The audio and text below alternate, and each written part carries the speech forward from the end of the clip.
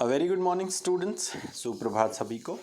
Today we will start a new chapter of history, that is the Mughal Empire. जो Mughal dynasty है उसके बारे में बहुत सारी चीज़ें हमें जाननी है. कब उसकी स्थापना हुई, किसने स्थापना की, किस प्रकार से एडमिनिस्ट्रेशन चलाया, कौन कौन से रूलर्स आए, उन्होंने क्या क्या important administrative, architectural, social changes लाए. So let us start the first part of a chapter, that is the Mughal Empire.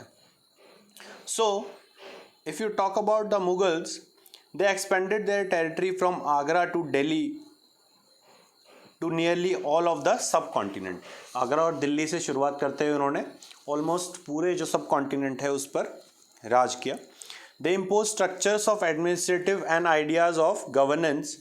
शासन और प्रशासन के बहुत सारे स्ट्रक्चर्स दिए उन्होंने, और इसके साथ साथ they give many ideas, many ways how to govern an area, specially a large area. Today the prime minister of India addresses the nation on independence day from the ramparts of the red fort, and the red fort also was build by the Mughals. It was the residence of the Mughal emperors. So who were the Mughals? सवाल ये उठता है कि Mughals ने ये किया है, वो किया है. बहुत सारे साल, लगभग 250 से 300 साल तक they ruled over the country. So who were they? First of all, they believed to be the ancestors of two important people. One is from their maternal side and one is from their paternal side. So the Mughals were descendants of Genghis Khan from their mother side, the Mongol ruler who ruled over China and Central Asia. तो पहली picture में आप देख सकते हैं चंगेज़ खान की एक image है. And Timur from their father side, the ruler of Iran, Iraq and Turkey. तो तैमूर जो है वो उनके फादर साइड के जो एंसेस्टर हैं, ये दोनों ही डिसेंडेंट्स हैं इन दोनों प्रकार की जो डायनेस्टीज़ हैं, जो रूल्स हैं उसके. But the Mughals didn't like to call themselves as Mughals, because Mughals also mean they are Mongolians and they are ancestors of Genghis Khan, because Genghis Khan was associated with massacre of large number of people. So his image was very brutal. That is why they don't want to associate themselves with the Mongols or their ruler, that is Genghis Khan. So अब हमें ये पता लगा कि basically the descendants of the ruler who ruled over China and central Asia. So एक painting देख सकते हैं आप, miniature painting. This painting is also given in your book and there is a question. Do you think the painting suggest that Mughals claimed kingship as their birth right? क्या आप समझते हैं कि मुगल्स राजगद्दी पर अपना अधिकार जन्म से ही सोचते थे, that they have the right to be on the throne, be the king? So my answer and the common answer is that yes, they thought that they are the ancestors of the throne of Delhi. So Mughal military campaigns की अगर हम बात करें कि कौन कौन से मुख्य मिलिट्री कैंपेन्स उन्होंने की जिससे वो स्थापित कर पाए अपने रूल को, और उससे पहले जो मुगल शासक थे जिन्होंने स्थापना की मुगल एम्पायर. सो जो मुगल मिलिट्री कैंपेन्स थे उसमें बाबर, जिन्होंने मुगल साम्राज्य की स्थापना की. Babur was the ruler who established the Mughal empire. He had different military campaigns. For example, Babur established the Mughal Empire in the year 1526 and he succeeded the throne of Fargana in 1494 when he was only 12 years old. तो जब वो 12 साल के थे, फरगना की राजगद्दी पर उन्होंने अपना राज्य स्थापित किया.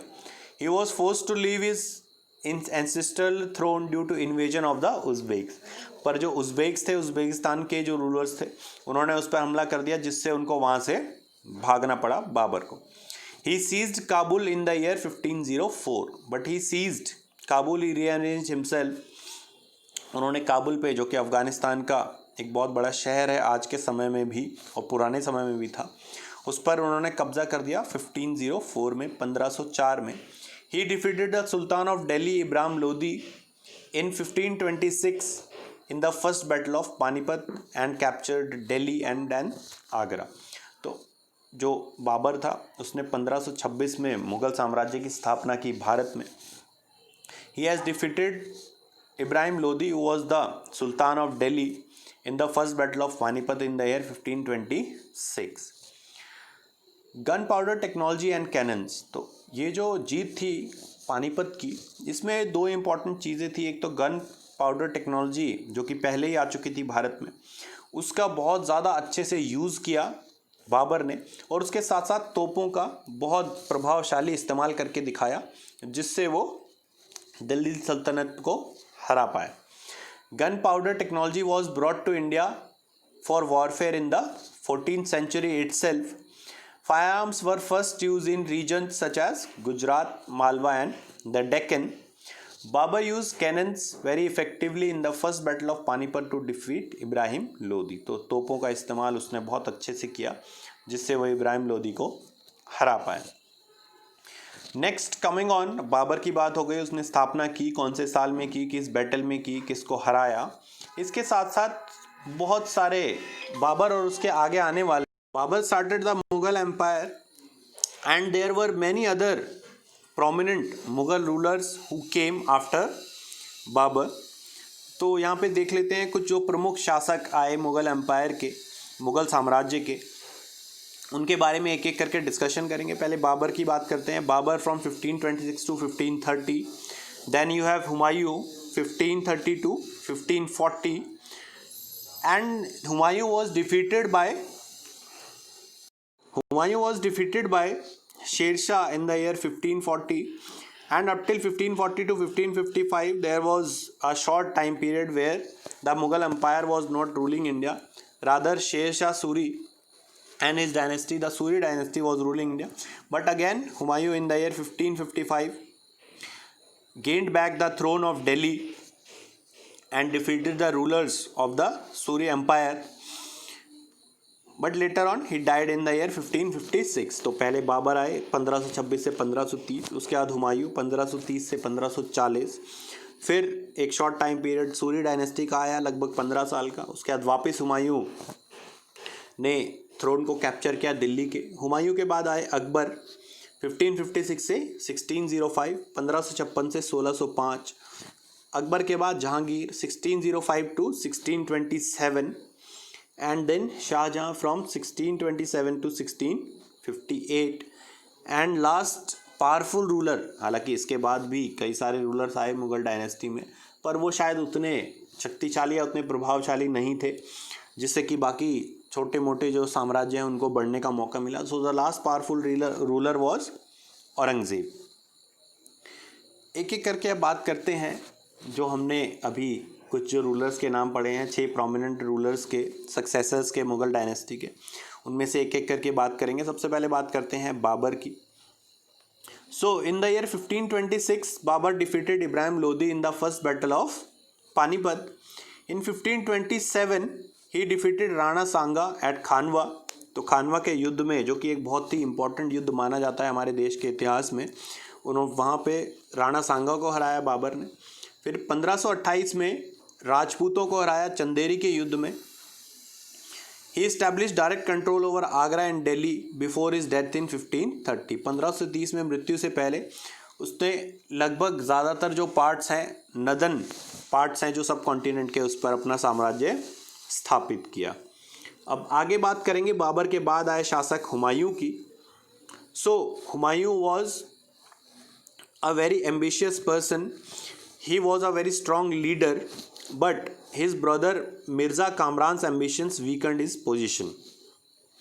In 1539 Sher Shah Suri defeated Humayun in the battle of Chausa. तो जो मिर्ज़ा कामरान है, उनके जो ओवर एम्बिशंस थे वो हुमायूं को लाइक नहीं करते थे, और इस परेशानी, इस विद्रोह की वजह से शेर शाह सूरी 1539 में उनको हरा पाया बैटल ऑफ चौसा में। 1540 में शेर शाह सूरी ने हुमायूं को फिर से हराया बैटल ऑफ कन्नौज में, और इसी के साथ सूरी डायनेस्टी की स्थापना की। इस प्रॉब्लम को देखते हुए जो हुमायूं हैं वो ईरान भाग गए, और ईरान में सफ़ाविद शाह ने उनकी मदद की।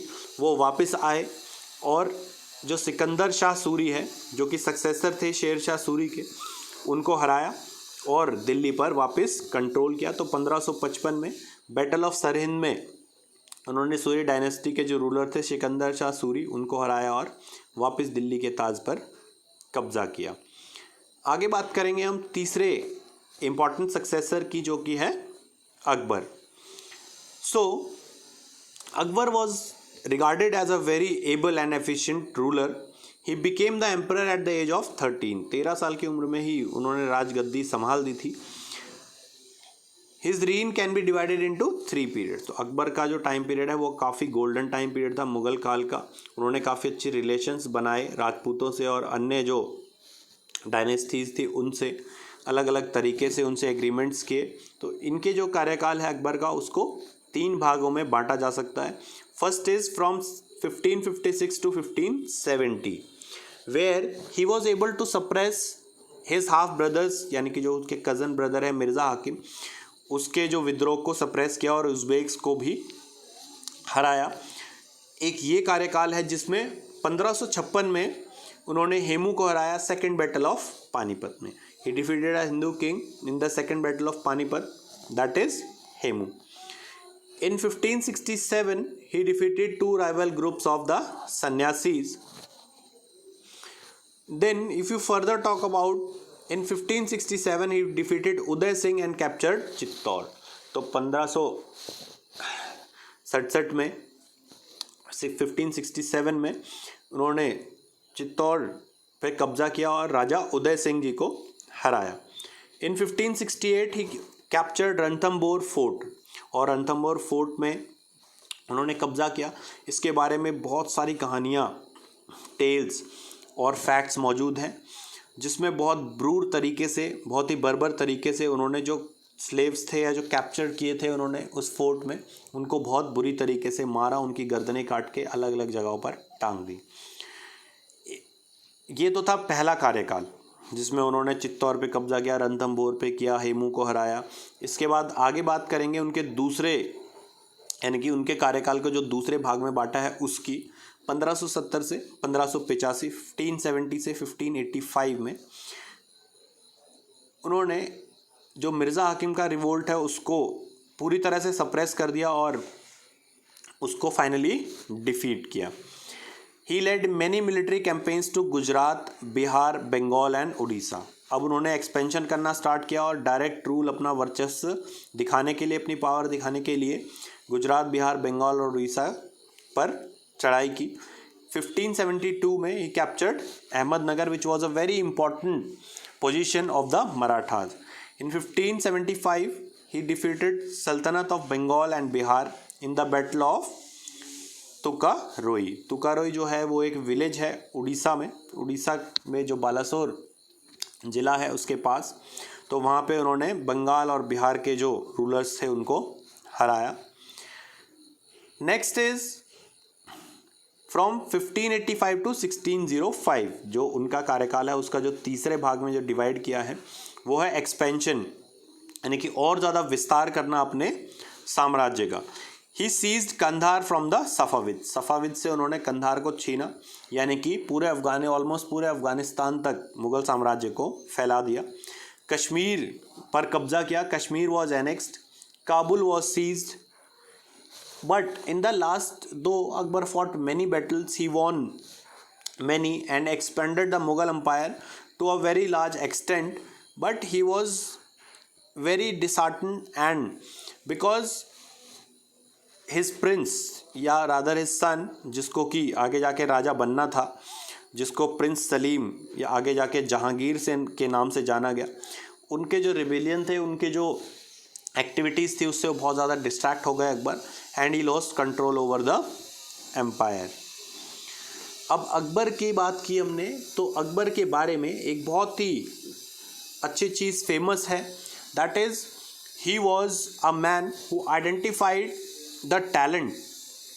So he kept many important people who advised him in various important activities and decisions. तो इसमें जो 9 जो जेम्स हैं, जिसको नवरत्न भी बोलते हैं, अकबर के कोर्ट के, अकबर के दरबार के जो नवरत्न हैं, उनके बारे में जानेंगे उनके क्या काम थे और क्या नाम थे. What were their names and what were their role in Akbar's court. So आप एक इमेज देख सकते हैं जिसमें अकबर के नवरत्नों की एक पेंटिंग बनाई गई है. अकबर सेंटर पे हैं और बाकी उनके नवरत्न हैं. एक एक करके उनके बारे में जानते हैं. सबसे पहले अबुल फजल, जो कि एक वज़ीर थे, जो कि पॉलिटिकल एडवाइजेज और बैटलफील्ड के एडवाइजेज देते थे अकबर को. Next is Raja Todarmal. He was majorly the finance minister. वो फाइनेंस मिनिस्टर या रेवेन्यू कलेक्शन कैसे करना है, क्या व्यवस्था होनी चाहिए, वो सब चीज़ें देखते थे. नेक्स्ट इज अब्दुल रहीम खाने खाना, जो कि एक पोएट थे. नेक्स्ट वॉज राजा बीरबल, जिनकी कहानियाँ आप अक्सर सीरियल्स में या शॉर्ट फिल्म्स में या अपनी बुक्स में देखते हैं. इनका असली नाम था महेश दास. एडवाइज़र एंड मिलिट्री कमांडर, ये भी इनके एक एडवाइज़र थे जो उनको राय देते थे अलग अलग विषयों पर, और मिलिट्री कमांडर भी. Next is Mulla Do Piyaza. He was also an advisor and a very very learned and intelligent person. Next was Shaikh Faizi. He was a poet and scholar. He was also a very learned person in Urdu, Persian and many other languages. Next was Fakir Aziuddin. He was a mystic. वो religious जो राय है या कैसे धर्म के साथ administration को चलाना है, कैसे उससे लोगों का भला हो सकता है, इस प्रकार के एडवाइजेस देते थे. Next was Tansen, who was a musician and singer. He was very famous at that time and he could change the natural features, natural phenomena. He had so much power in his voice and in his music. And last but not the least was Raja Man Singh, who was also a revenue officer and his military commander. So this was all for today. Let's come to the assignment part. Here we have question number first. Who established the Mughal Empire? Question number 2. Write a short note on first and second battles of Panipat. Question number 3. Who defeated the Mughal Emperor Humayun and where to establish the Suri dynasty? Question number 4. Akbar acceded the throne of the Mughal Empire at what age? And question number 5. Name the 9 gems in Akbar's court and the work they did. क्या क्या नवरत्न थे और कौन कौन थे और क्या काम वो कर रहे थे. I hope you understood this video. If the video was informative, please like it. Share it with your friends so that they can also be benefited from the discussion we had. Give your valuable suggestions through your comments so that I can make further improvements in the coming educational videos. And do not forget to subscribe my channel for the latest updates and more informative videos. Thank you and have a nice day.